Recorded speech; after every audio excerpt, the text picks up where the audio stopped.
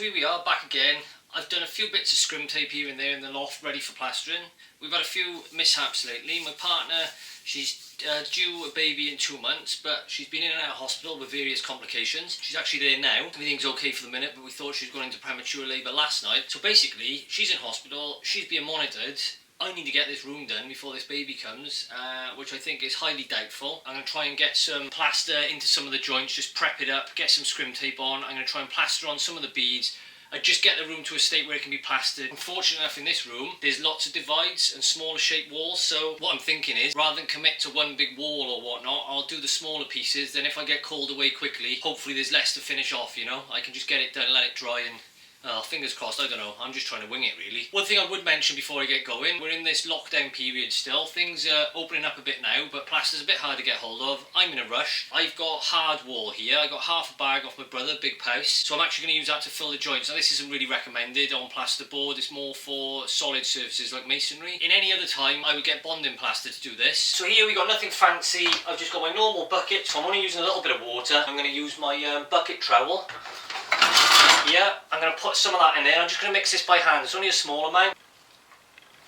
And this has been sat in a garage a while, so I'm basically breaking all the rules today. I'm using old plaster that's been open for a while. It's not the right type of plaster, and I'm doing it in a rush. But there we are. To give you some perspective, I had about an inch of water. This is a standard size bucket, and that now is three average scoops of the bucket trowel. So you can see how you've got to be careful with plaster. You don't put too much water in.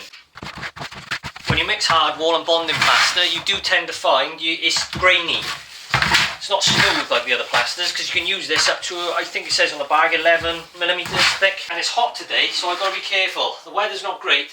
It's very warm in this loft. We'll go with the big one. Let's use the Marshall Town. I haven't used that for a while. So you just, you know, you can take a bit off, but I don't need that much. Let's try it with this trowel, and then we'll go with the smaller one. Let's see.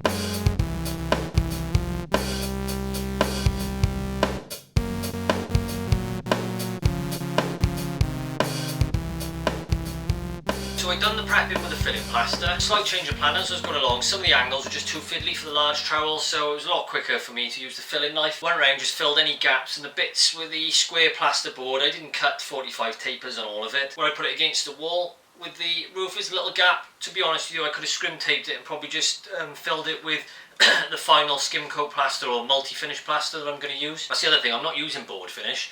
I prefer multi-finish. You have a bit more time to play with it, and as someone that's not plastering all the time, I'd probably rather that. It's pretty hot at the moment as well. I just find the board finish goes off a bit quicker. So fitting the angle bead, fairly simple job, and I've done other videos on this, specifically on how to fit the angle bead. One on how to fit it using plaster, one with masonry nails, one using screws, and I'll put links to those videos throughout this video if anyone's interested. So I've got 1, 2, 4 there. I've marked 1, 2, 4, and with the tin snips, just cut one side like that, snip the other. On that weak point, if you bend it that way, right, bend it again, I think about 3 times it usually breaks, there we go. And actually in this case, more importantly, because we've not got a 90-degree angle, I always snip these at about 45 degrees, like that. These ends tend to fold up at the end where they're weak, so just to stop that, that's what I like to do. So we do the same again to that. As long as you keep that main section there, that's the main thing. So while I've been cutting these, I've been having a little play around, and I've noticed that if I use these little plasterboard screws I got lying around and just pop those through the holes in this, they're actually holding it with enough purchase to the plasterboard and the insulation behind, just to keep them in place temporarily, so I can just put a little coat of plaster on then.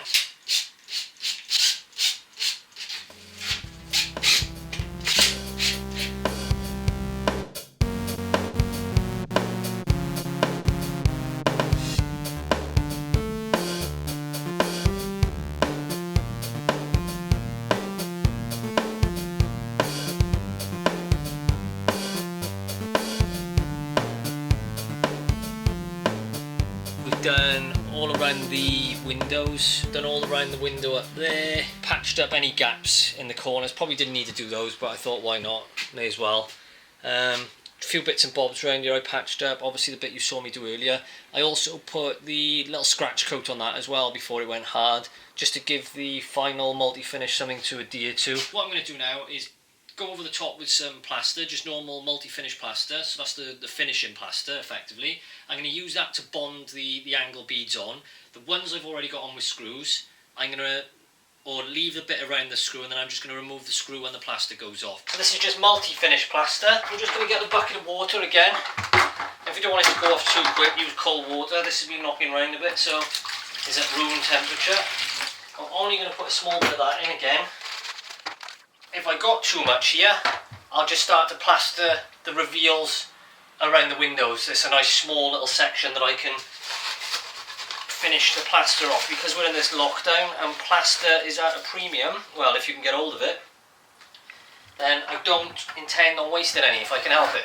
Now obviously I'm only doing a small bit here, so I'm sticking the bead on, and that is why I'm doing this by hand. So that's a nice texture there. It's holding on the trowel. It will dollop off.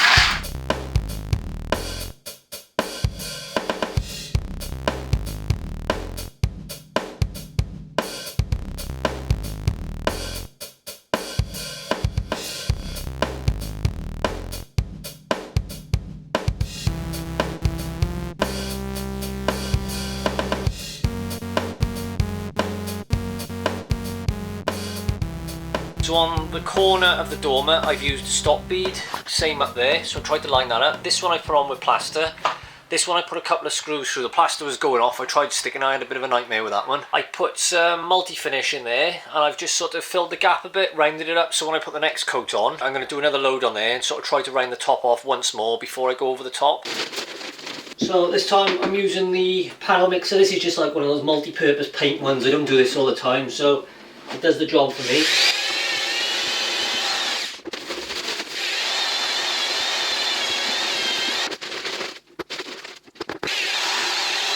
You probably want to see my mix. It's actually probably a bit on the thick side for this temperature, but I'm going to go with it anyway. I feel like there's something I've forgotten to do. There is. Screws. There we go. Look, there's always something in it. I got a big load of plaster on here now as well, typical. There we go, look. So now all the plaster's holding that in place. As long as I'm careful with these, they can come out. Whilst balancing a hawk of plaster like I'm some sort of circus act. Just scrape off the muck off there, because sometimes it can cause problems later on. Keep it nice and clean. There we go. I'm going to start with it, and then I'm going to work my way in.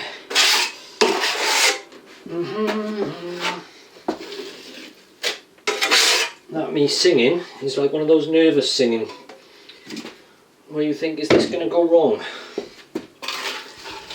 Why would it go wrong? It's not too hot for doing this or anything, honestly.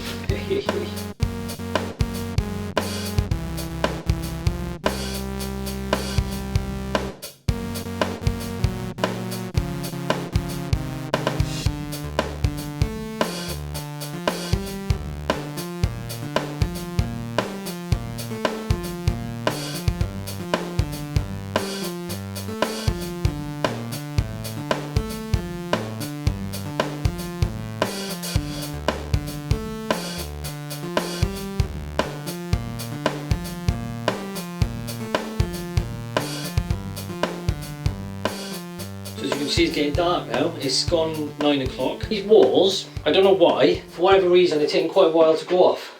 The first coat was really drying quickly. This one, actually feeling that, I need to get on that now. So this is just the troweling up. So I'm actually going to put a little bit of water on here.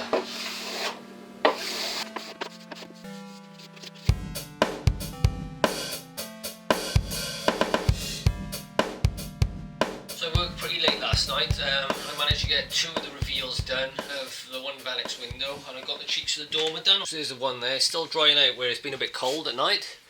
We got that one there, but nice and smooth. You see that? So I haven't done it for a while, but with a bit of finishing off, it's not a bad job. I've done 2 runs of the ceiling just to curve that out, so I think that's more or less ready to go now with the next coat. And then just behind, we got the Velux window. We got the one reveal there, and the reveal at the top. I just did those with a bit of plaster I had left over. So I just mixed a bit of PVA up. It's just this, it's the Evo Stick Evo Bond PVA. Because this is fresh, I'm not going to make it too strong, so I've done it about 3 to 1.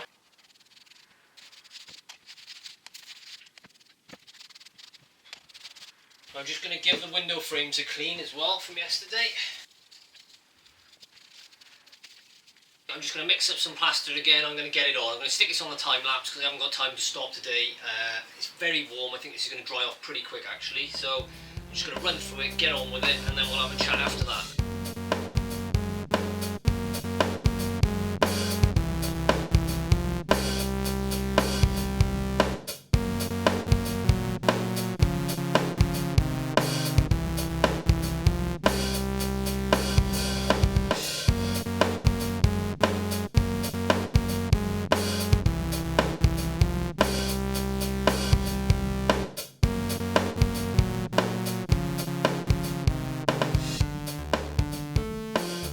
Sad as this sounds now, but I'm actually quite excited to get on with some more plastering because that speed skim is, I would argue, it might have revolutionised the way I plaster. It'd be a hell of a lot quicker. I just wish I'd used it when I was prepping the wall the other day, but there we are, prepping the ceiling I mean. I think I'll do some sort of review on this and a demo one day. Testing it in different scenarios. I'll experiment on my loft. If it's a mess, well, it's my problem, innit?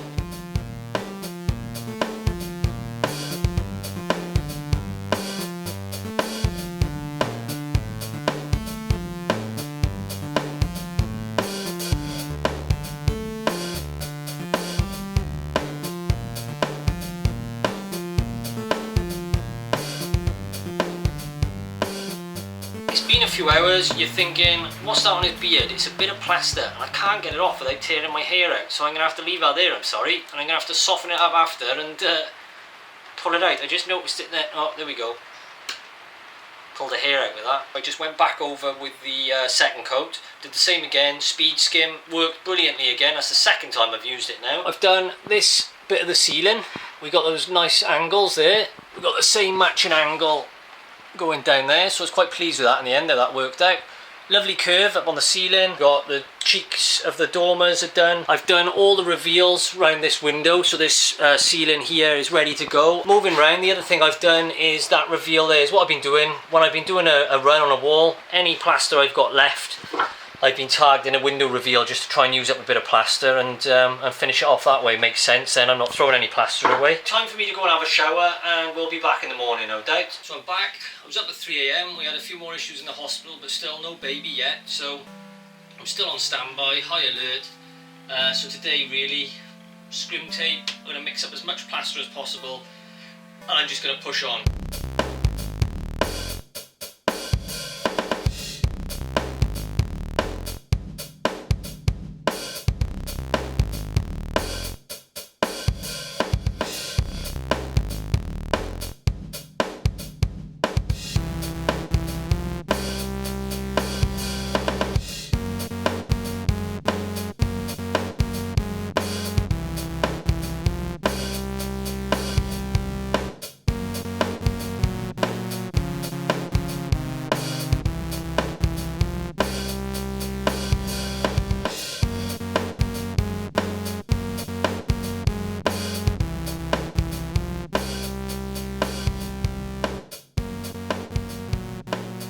Eagle-eyed of you may have seen that I've just done 3 walls side by side. I wouldn't routinely do this because obviously it's more difficult to do the corners when they're all wet, but today it's so humid and warm, this is drying off so quick. I almost got caught and stuck earlier, but the old speed skim saved me again. I tell you what, I can't talk highly enough about that thing.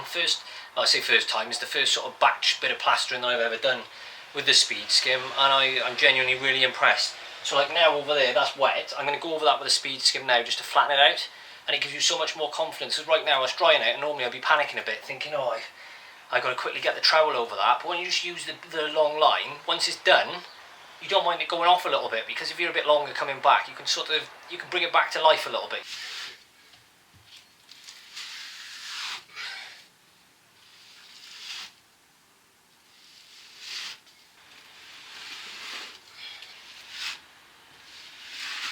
So now we're going coat number 2 on this. Like I've been doing before, slightly wetter coat because this wall is going off fast today. And that wall has gone off faster than this one, so work out on it. Exactly the same plasterboard, it's been lying around for the same length of time.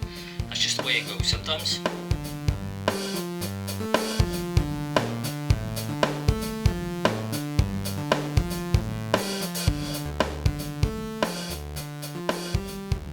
So I'm getting there slowly amongst trips to the hospital. Cheeks, sealing a dormer done as we saw yesterday, and this bit of sealing today.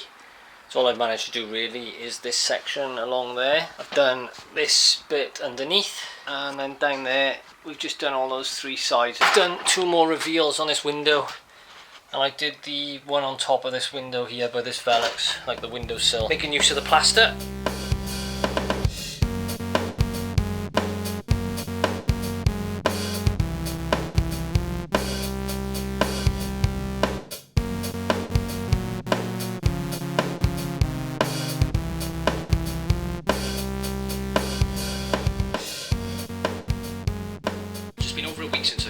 So where I put some of the bonding plaster, or actually, as you saw earlier in the video, I used hardwall, which probably I shouldn't, but it seems to be doing the job.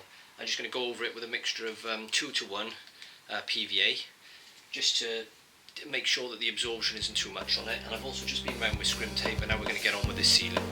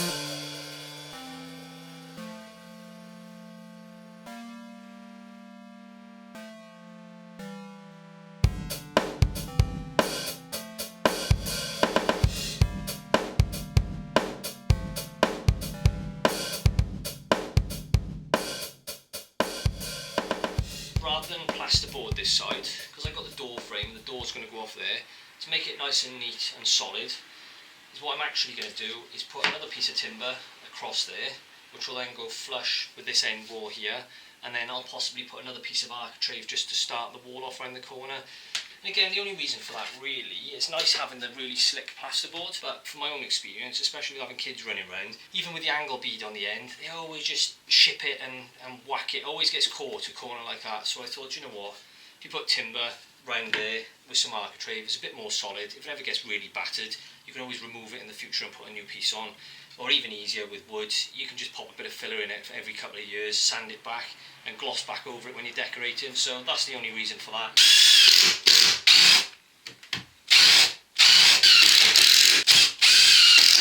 Looking by here as an example, I get a lot of people comment on my plastering videos saying, why is there timber on first before you plaster? Why not plaster and then put the timber on after? Well, generally speaking, in my view, plasterers do that just because of the stages of building work. You would usually plaster and then the timber goes on. But the problem is, sometimes, depends where it is, I wouldn't always do this, if your wall is a little bit wavy, which this one isn't, but if it is, right, and you put your timber on afterwards, the chippy has to then come along and try and either fit the timber to the wall, or he has to pack it to make sure that that's flat, which takes a bit of time and effort, and then you have to go down there with cork and fill it afterwards, which still leaves like this little bit of a varied depth all the way behind your timbers. Now, if you put it in first like this and you've got a little bit of a wave, when you build your plaster up by a few millimetres, that few millimetres can actually fill that void, so you can plaster a nice straight line against that timber whilst pulling it into the wall. If you gradually blend it in while plastering, you get a much nicer look, and you fill that gap anyway. So to anyone that says, what are you putting your timber on first, a lot of that is just because it's quicker for plasterers. It's got nothing to do with it's right or wrong. I would say it depends on the situation, but for me there's nothing wrong with doing this if you want something to plaster up to, and I do it quite a lot if you want to make a nice neat job of it, but that's because I'm doing the whole job start to finish, so I understand that putting this on now, taking a little bit longer to plaster, will save me time afterwards. And then just quickly to show you the progress, I've done the end wall over there now. That wall's done, you would have seen that. Done this wall on the landing, and then as you go out there, this is the wall I'm going to do now. Down here you can see I've done my proper makeshift stand. I've got some 5x2 here and some 4x2 left over from the loft construction. Just to explain, I said 5x2 and 4x2, I actually put in a piece of batten under the 4x2. And I did the same over on the 2x4, over on the wall. I put a piece of batten on the one side, because obviously it's an inch thick the one way. And then that brings it up to the 5 inches, so they're both level. So it's quite a nice platform, I'll show you now.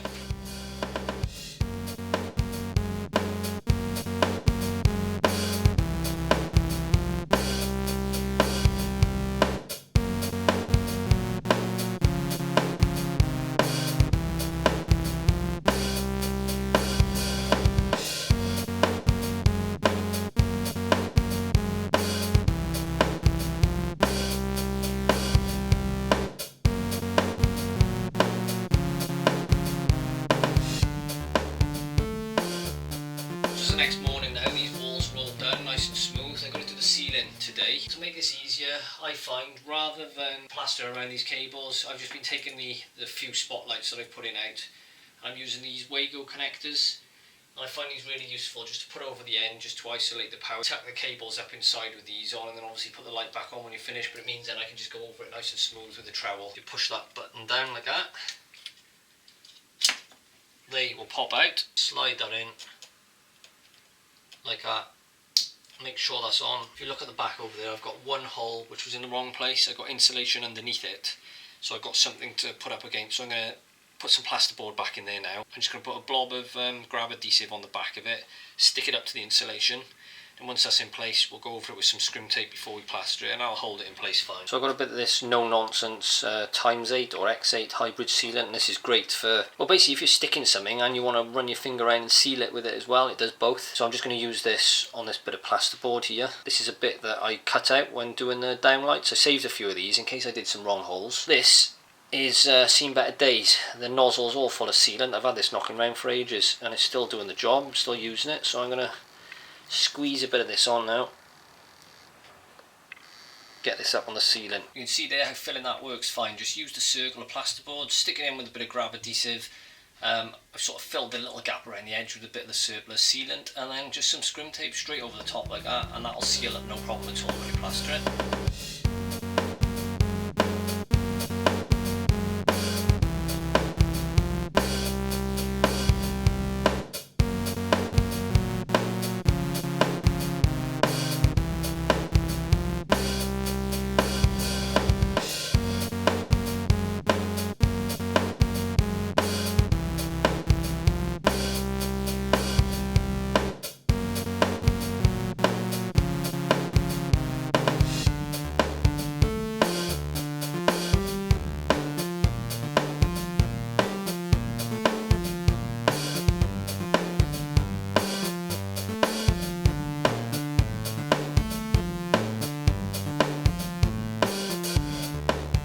A good few days later now, all the plaster's dried out, it's all done.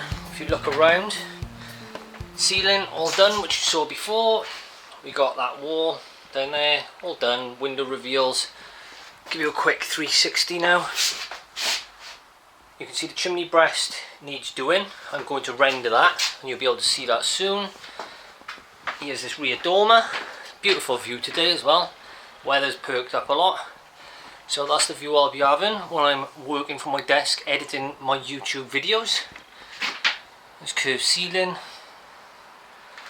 going round into the corner, a bit dark over there. See, that's going to be, like I say, a little cupboard space, or we'll put something down there. Little bit of extra storage, whatever.